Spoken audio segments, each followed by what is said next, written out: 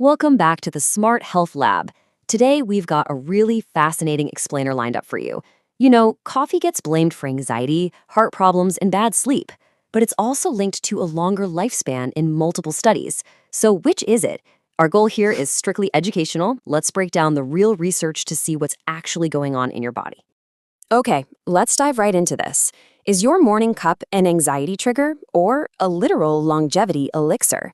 We are going to look strictly at the science to find out. Here is our roadmap for today. 1. The Great Coffee Paradox. 2. The Surprising Health Benefits. 3. When Coffee Bites Back. 4. It's What You Add. And 5. The Final Scientific Verdict. Section 1. The Great Coffee Paradox and what the research actually says. Now, what's really interesting here is a massive, kind of hidden benefit.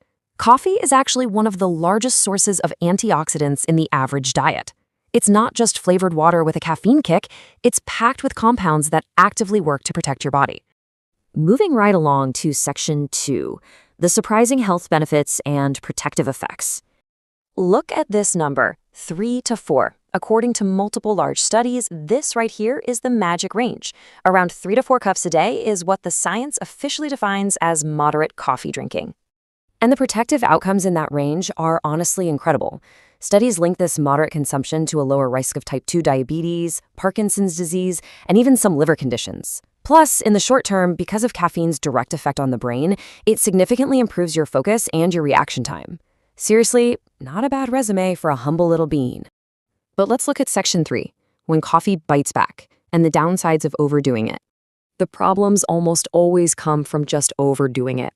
Too much caffeine can raise your heart rate, and it can absolutely trigger anxiety in people who are prone to it. It also causes dependency. I mean, if you've ever experienced one of those pounding, skipped coffee headaches, you know exactly what I mean. It's a very real physiological response. 6 hours. Just let that number sink in for a second. That is the amount of time caffeine can stay active in your system. 6 hours, or sometimes even more. Let's see how this builds across your day. Your morning coffee gives you that awesome improved focus. But if you keep drinking it late into the day, well, that 6-hour half-life means it's still very much active at night. The result? It directly disrupts your sleep. So timing matters just as much as dosage. Which brings us to Section 4. It's what you add, the hidden variables. Notice the stark difference here. This is a huge factor people overlook. Plain black coffee has practically 0 calories. But a daily sugary, high-calorie coffee drink can add hundreds of extra calories a day, which directly impacts your weight and your blood sugar. To quote the research directly, that's not really coffee being unhealthy, it's the added sugar and cream. The bean itself is rarely the true culprit here. It's all the syrups, the whipped cream, and those sweet add-ins. Section 5. The Final Scientific Verdict, Finding Your Balance. For most healthy adults, here is the actionable, science-based sweet spot where the benefits far outweigh the risks. Step 1. Stick to moderate amounts, about 3 to 4 cups. Step 2. Avoid excess sugar. And Step 3. Don't drink it too late in the day. But remember, there are always exceptions to the rule. If you have anxiety, heart issues, or trouble sleeping, cutting back or switching over to decaf may really help. You've got to listen to your body and adjust. This sums up our explainer perfectly. So coffee itself isn't the villain. Moderation and what you add to it matter most.